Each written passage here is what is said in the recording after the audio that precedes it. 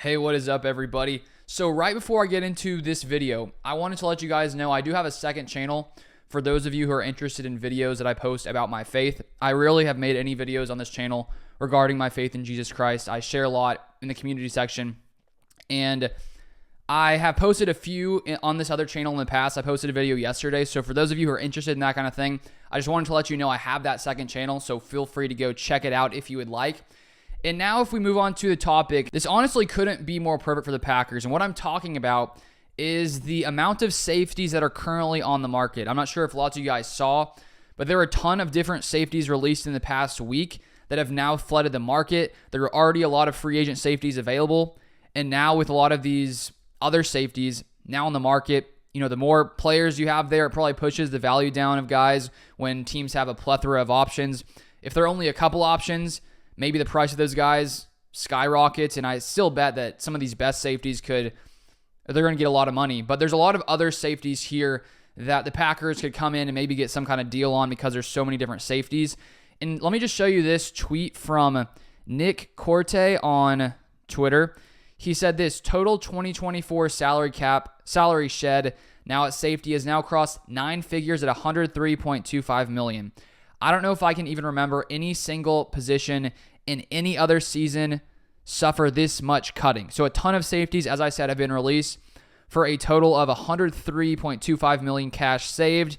And if you look at the rest of the positions, there's no other position even close to it. Next is cornerback at $64.5 million, then tight end at $30 million. So a lot of NFL teams cutting their safeties to free up a lot of cap space on their salary cap. And I came across that tweet in an Acme Packing Company article. Very interesting. And then also, Diana Rossini said this: many GMs are approaching this free agency as the running backs, linebackers, and safety markets to be similar to the past. Lower deals than we may imagine. Depressed market for those positions. A lot of one-year deals. And let me just remind you of a Gutekunst quote on potentially adding impact players. He said this: I think it just depends on the player. It depends on who that is and how he can impact our football team. I don't think we'll shy away from adding impact players if we have to push things down the road. We'd prefer not to do that, but at the same time, this is about winning and trying to win a championship. So if that's something that makes sense, we'll do it. So I think the Packers and Gutekunst, he's never afraid to come in and make some kind of free agent signings. And the Packers have an ability to do that this season, especially with the cap jumping in a crazy way.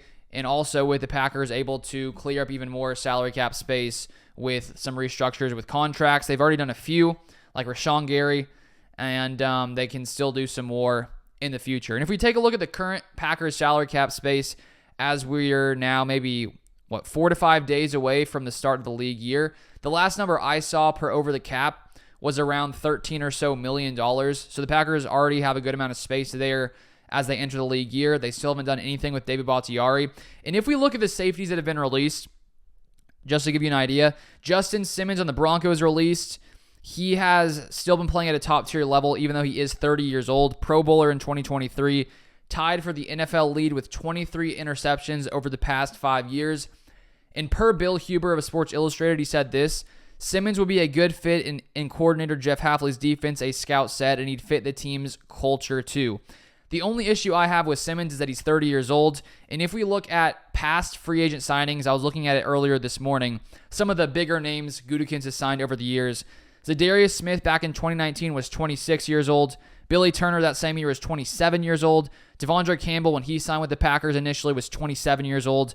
Keyshawn Nixon was 24. Sammy Watkins, one of the older ones, at 28. And then Adrian Amos, back when he was signed to a 4-year, $36 million deal back in 2019, he was 25 years old. And if we look back to that season, the Packers clearly had a big need at safety. They pay Adrian Amos. They then draft Darnell Savage in the first round. And so the Packers, in one offseason, really loaded up at safety. And I would assume something similar could happen this year. And if we look at Adrian Amos' contract back then, he became the 9th highest paid safety. So it's not like the Packers were targeting the best safety in the NFL. He was still, top 10 paid player, but not at the very top of the safety market. And so it is interesting to see that Amos was only 25 years old.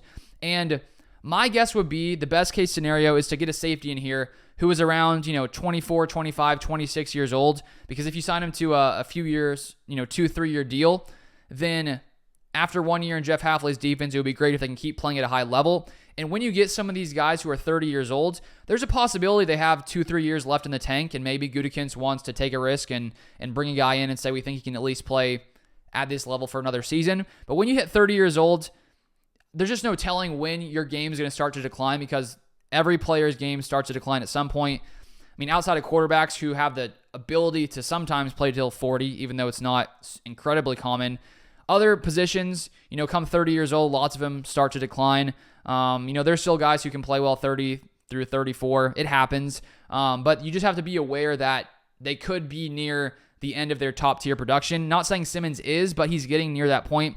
Another safety released was Jamal Adams of the Seahawks. He's 28 years old. The Seahawks did say for both Quandre Diggs, who was also released, and Jamal Adams, 2 safeties on the Seahawks, the GM said we haven't shut the door on any of them to come back. So they could go back to Seattle, but maybe not. Jamal Adams wasn't great last year at a 24.2% missed tackle percentage. He had 2 touchdowns allowed, 0 interceptions, and a 122.1 passer rating allowed.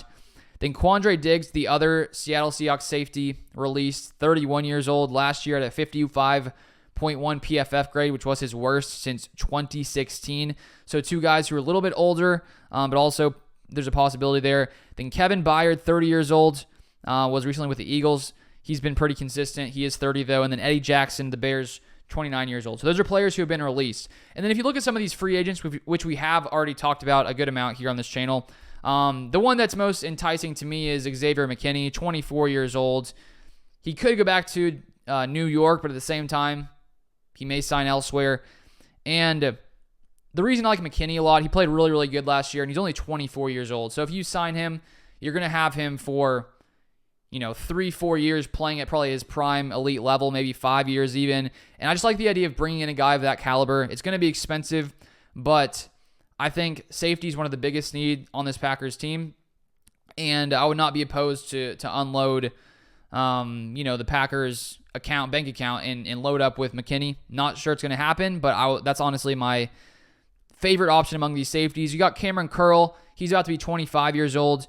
Only thing with him, he hasn't had an interception in the past 3 years. That's a downside, I guess. Geno Stone, also another free agent, about to be 25. Very good in coverage. Last year had 7 interceptions. Not as good versus the run, but I like that all 3 of these guys, 24, 25 years old. Then another one's been floating around, Kyle Duggar, the Patriots, who got the transition tag, but he can still sign with another team, and the Patriots would have a chance to match the offer. But he's about to be 28 years old. So there's a lot of options, a lot more I haven't even mentioned. But when you do look at those signings by Gutekunst over the years, some of the biggest ones, the oldest player there was 28, Preston Smith and Zadarius Smith, Adrian Amos, 25 or 26. So I just question if Gutekunst will be willing to pay a guy who's 30 years old. Maybe you do a 1-year deal with a guy like that and say, we have a solid team. If Gutekunst still thinks, let's say Justin Simmons can play at a top tier level for a year, maybe you give him a 1-year deal and then reassess after one season. But it is going to be interesting to see how the Packers, decide to solve this safety issue with Savage, Rudy Ford, and Jonathan Owens all becoming free agents very soon. That's all I have for this one. If you want more Packers content, feel free to subscribe down below. And as I said, I'll link my other channel down below.